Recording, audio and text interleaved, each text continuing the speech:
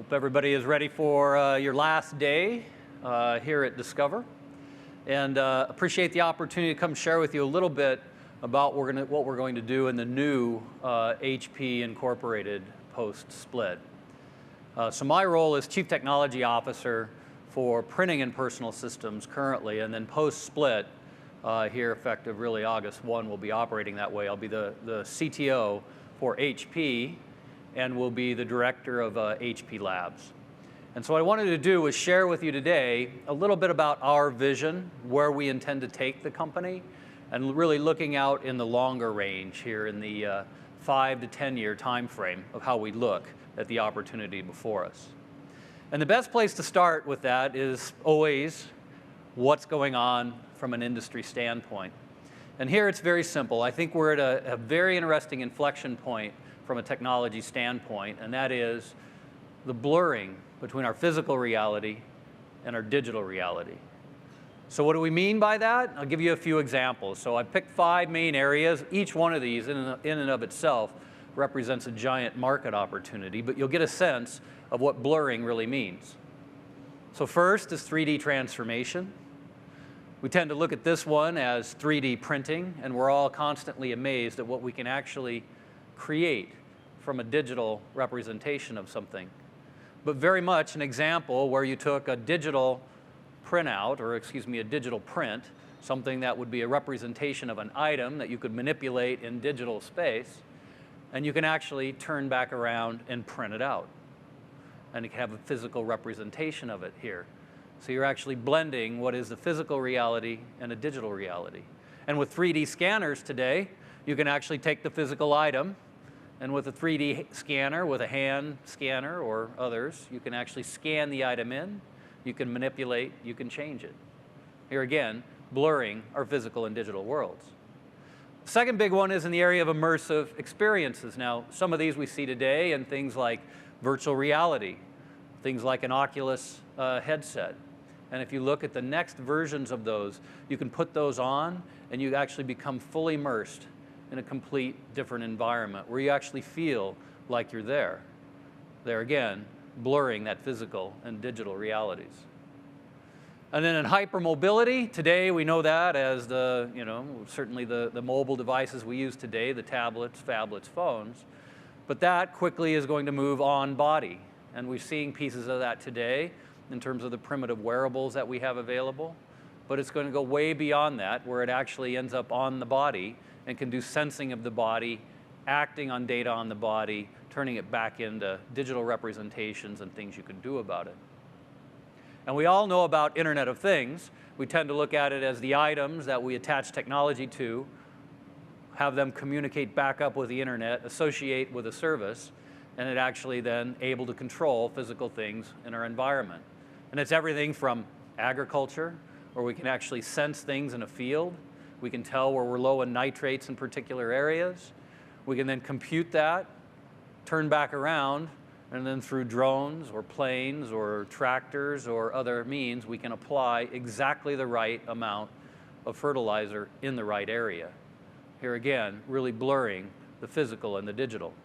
And finally, in the area of smart machines, where in smart machines, we're seeing the things of emergence of drones of all variety, and we're seeing these smart assistants, simple version here of a Roomba. But we've seen all versions of those come where they actually end up being physical assistants. One in Japan I saw recently that was quite interesting. It was a different interpretation of the Roomba, but it essentially spoke to you. It had a mood.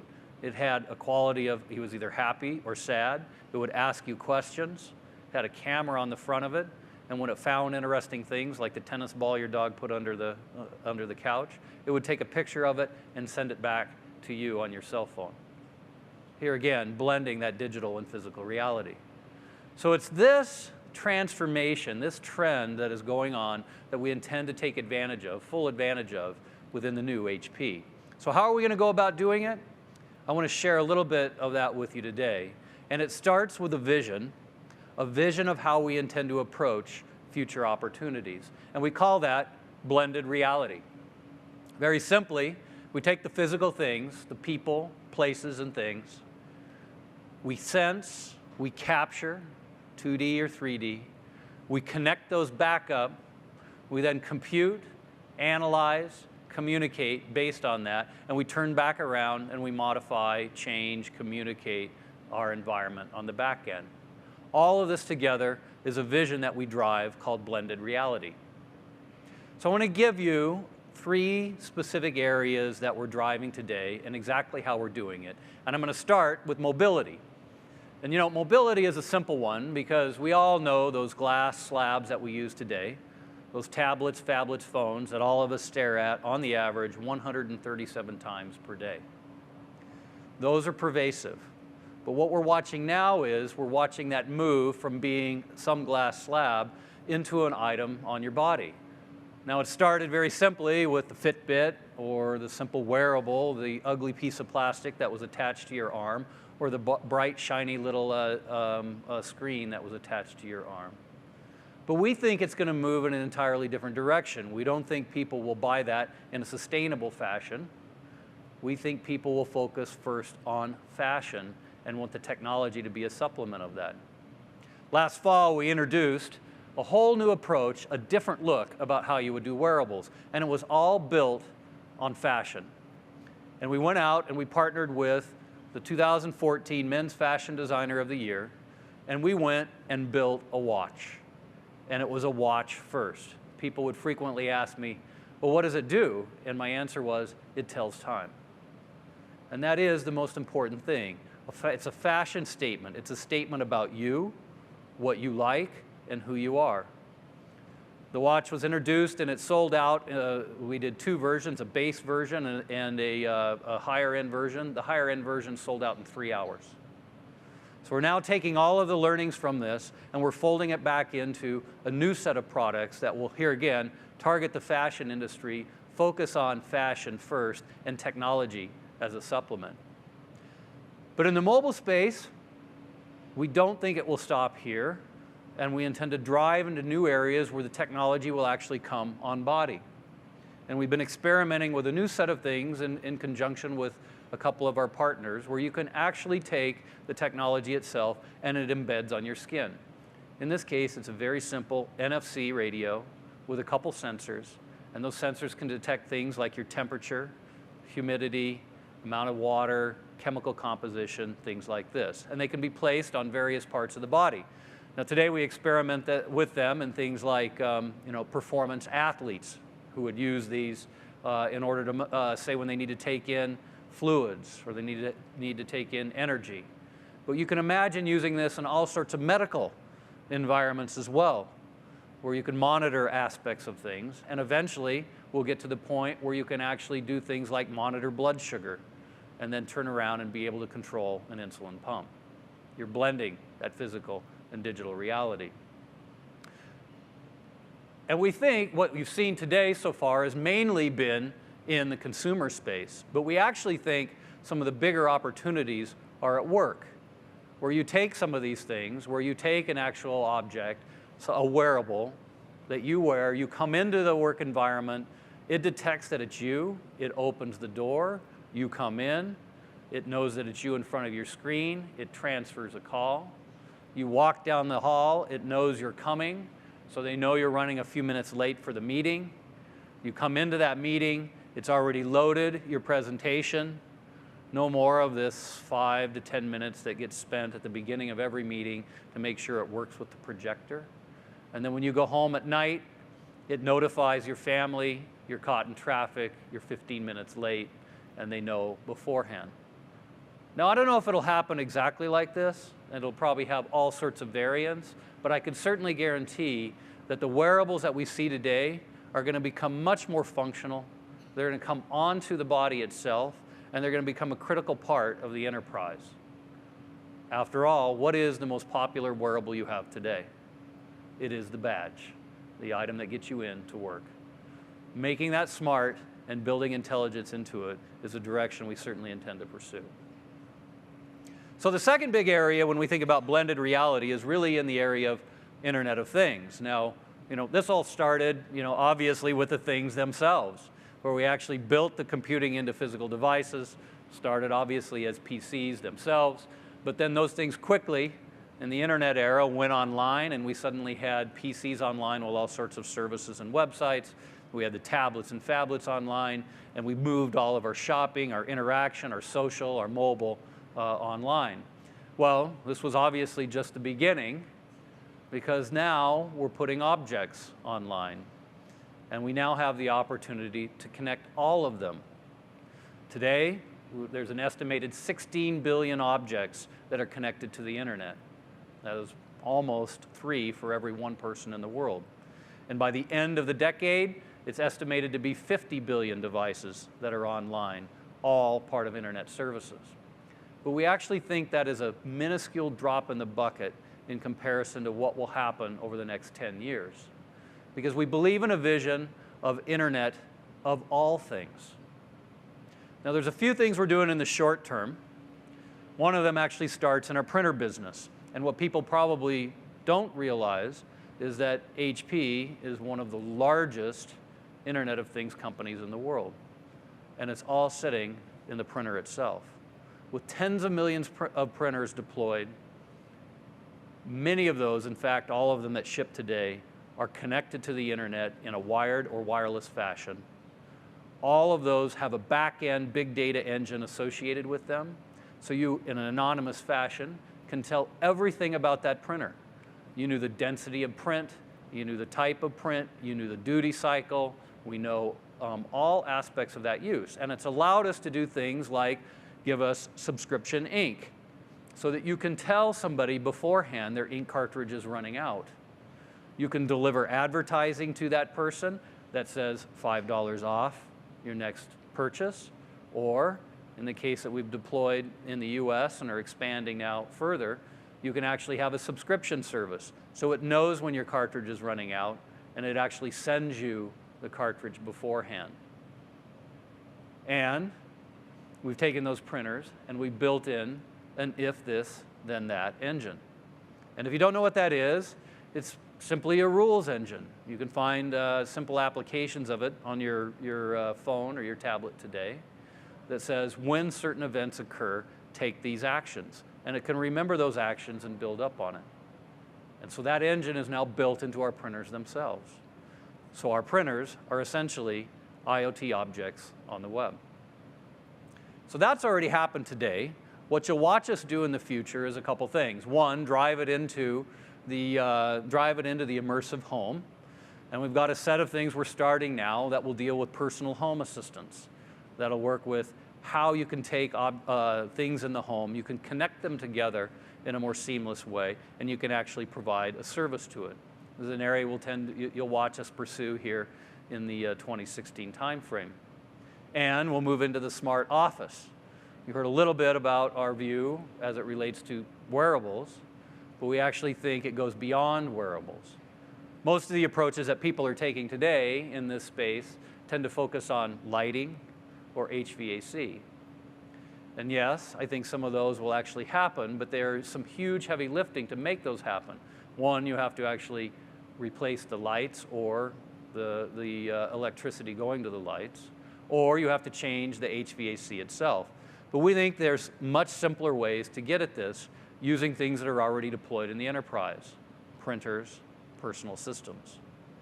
Through a series of sensors already connected to those devices, we can simulate all sorts of movement that goes on within the enterprise, what the density of people are, use of conference rooms, and we can create entire patterns within the enterprise itself. And we think this will create new hardware opportunities for us and obviously new service opportunities. But we don't think it stops here.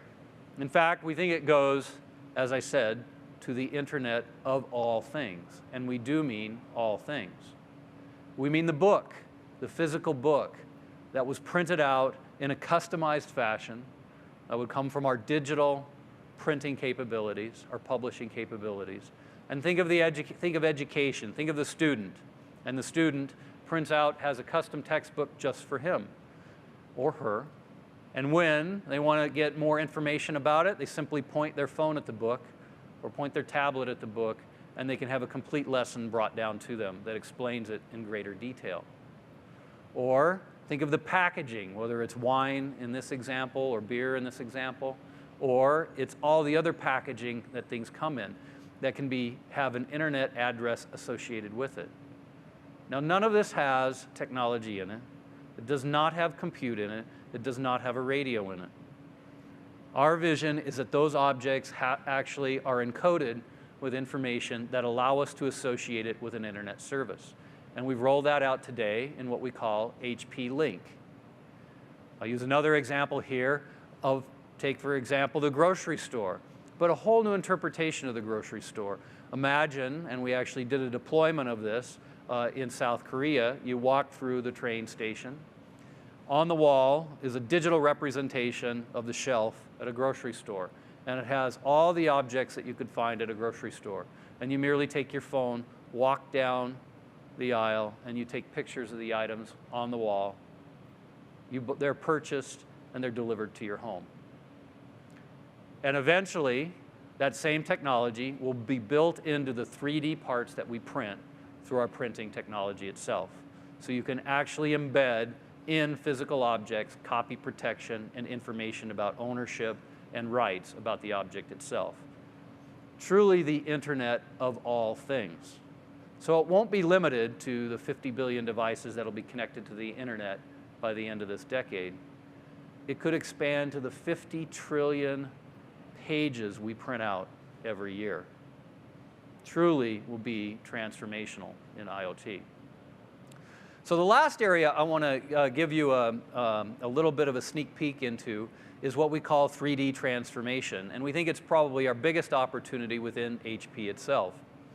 And very simply, it starts with transforming manufacturing itself. And if you rewind and you went back 150 years, pre-industrial revolution, if you wanted to make something, it was essentially handmade. And it was with the blacksmith where you sat with the blacksmith, you figured it out, and he did something very custom for you. But it was a one-off. You didn't have a way to do it in a massive way. Enter the Industrial Revolution, and we figured out ways to do blueprint design. So we could stage in things on the front end. We figured out how we would manufacture them in either a very labor or low-cost labor way, and eventually it moved to automation. And then we figured out how we would stage it in distribution centers and retail stores along the way. And that whole chain, end to end, essentially represented the Industrial Revolution. And when you took that chain and you sprinkled a little bit of marketing on top of it and can bundle it as one, you now essentially have represented what was the Industrial Revolution for the last 150 years. And it didn't matter whether you were doing Twinkies, tablets, or Toyotas, that same model applied. Now, when we moved into the internet era, things changed a bit. We accelerated that. We had computer-aided design. We had machines doing production. We'd order the object from the internet rather than from a store. But we did not change the model itself. It was still the same model of staging materials in, manufacturing, distribution. All of this is about to change. Now, it may take 10 years. It may take 20 years. But we believe there will be a fundamental transformation in manufacturing itself. And what enables that is front-end democratization of design, where you go from a much more immersive natural design to on-demand production. So what you can do is sit on your couch, you design something, you press a button, it prints out, totally disrupting the chain itself. So let's take a look at the front end and the back end of that. And on the front end, we have a product we introduced last year, which is our first footprints in the sand of where this is going. And it's called Sprout. You can see it outside the door here. And it takes a very different approach to the personal system. It integrates known technologies, but it does it in a much more natural and immersive way. So to give you an idea of what we mean by democratization of design and what's possible here, let's take a look at this video. Surfing has a really deep tradition of shaping your own surfboard. And so I saw that need and created a place where anybody could come. Before Sprout, there wasn't really a clear way for people to come in and get their design in and out efficiently. It can be overwhelming. And with Sprout, it really allows the surfer to narrow down their design choices, whether it's a fabric texture that they want to see on the board or it's a 3D object. What are you thinking for your board? Well, you know, I grabbed this burlap. I was Okay. thinking maybe we could use that in some way. What do you think? Perfect. This camera button up here is gonna get it ready. Hit the blue icon. Can we scan these directly right in? Yes, just go ahead and arrange them on the screen there. Okay. All right, let's get that clear. So now we got a bunch of elements we can play with. Yeah, let's bring the burlap in as a base. So you're just gonna swipe it right on in. So we'll go ahead and size it down so we can work with it. Uh-huh. And the first thing we wanna do is crop it. How's that look? Great. Yeah, looks great. I was liking that green we were looking at earlier. Maybe. Okay. Let's move this one down. Move the green over. So Gotcha. there it is. Cool, I like that. Can I cut a shape out? You can really create whatever shape you wanted for your inlay. All right, that looks real good. Let's go ahead and save this, and then we'll do the leave concept that you had, all right? Cool. Save as, project. Cool, man. So here we are on the second concept. Just swipe down the leaves that you want to incorporate. How about something like this and send the burlap behind it? Yep, so just same thing, move the burlap over, and then push send to back. Perfect. Awesome. And you can resize the burlap if you want the full board in there. I have one more idea that I was thinking about. You think we could try that? Yeah. Swipe it down. Swipe it down. Oh, it's super cool. Yeah. You can crop that and then maybe shrink it down there. Then hit the blue check mark when you're ready. Okay. Perfect. All right, so here's our 3 choices. I really love this one. Okay, let's get to it.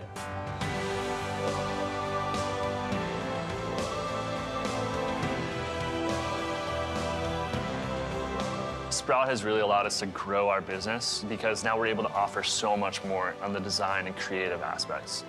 People kind of go crazy with ideas when you give them that opportunity to really start with a blank slate and just build whatever they want. It really engages the customer. They feel like they're taking more of a part in the design and the finished product at the end of the day.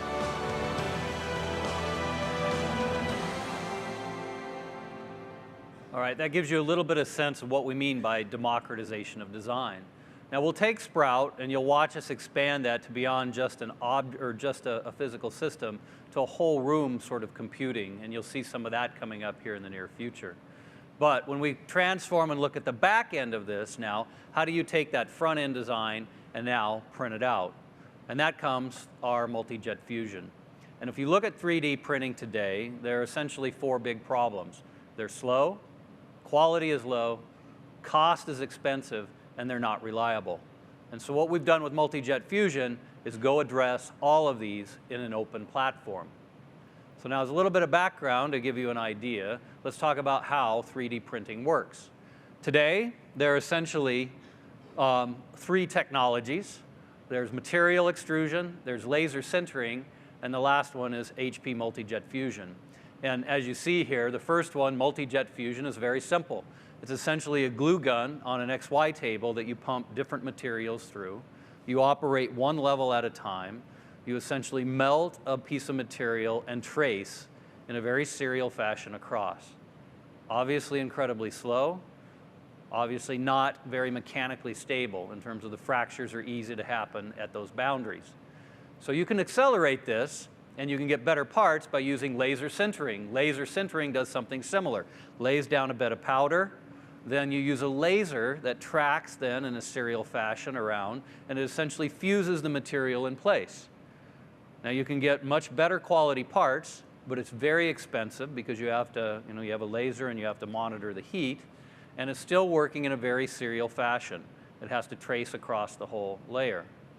So laser sintering then, after that, you come with multi-jet fusion. In the case of multi-jet fusion, you can totally revolutionize this. So what you do is take a bed of powder, lay it out, then you take our print bar, which can apply reactive agents, 320 million drops a second, do an entire layer at once, and then fuse it, come back in a fusing layer. So rather than working in a serial fashion, it prints an entire layer at a time. The result is 10 times faster, significantly better quality, and we have the ability to do all sorts of parts. So I'll give you an example here with color. We can now add in color at any single drop because we can control agents and where those agents go at any point in the 3D space. So we can fire any individual color. We can do that on a point basis, build it up layer by layer, until we've built an entire part at any color or any gradient that we would like. Now, it won't stop there. We can change all sorts of part properties. You start with a simple agent, and that's a voxel. A voxel is like a 3D pixel for color printing. We obviously can do color, but we can change surface properties. We can make it rough, we can make it smooth. We can change translucency, we can make it solid or transparent. We can change elasticity and strength. And we can change electrical conductivity. We'll be able to print electronics in 3D parts. And we can do advanced materials. Today, we start with all sort of plastics and polymers. We've proven the ability to do ceramics, and in the future, we'll have a variety of metals themselves. So when you put all of this together, you get a sense of what you're able to do. Complete mechanical machines. Let's take a look at what might be possible. HP's 3D printing technology enables the world to realize the full potential of 3D printing in fully functional parts. HP functional agents could control texture, friction, strength, elasticity, electrical properties, thermal properties, and more. Imagine a single part with stiffness optimized in some areas, elasticity in others, or wear resistance and friction customized where needed. Or imagine printing a complete electromechanical module in a single 3D build without requiring further assembly. The list of future possibilities seems endless. Now, I think we're a long ways from being able to print, a lizard that interacts. But you should get the idea, and I do think it's very much within our grasp, of being able to print complete mechanical, electrical machines that have various properties associated with them, and you truly can go realize this whole vision of 3D transformation. So when you combine Sprout and future versions of Sprout with multi-jet fusion, we think we're on the cusp of the next industrial revolution. So coming back to that overall technology shift, which is that blending of our physical reality and our digital reality, is we really do believe by focusing on the physical things around us, using the technology that we have, and creating new experiences, there's a whole world of possibility that will be out there for HP. So in closing, I want to come back to a very simple vision, and I think this picture says it all. I think we all remember growing up when everything was possible. When you were that kid and you could strap on that cape, you could put on that mask, and you became the superhero. Well, when we go into HP, this is the way we'll approach it in the future, is a whole world of new possibilities. What can be possible? What can we go create in this new world of blended reality? Thank you very much.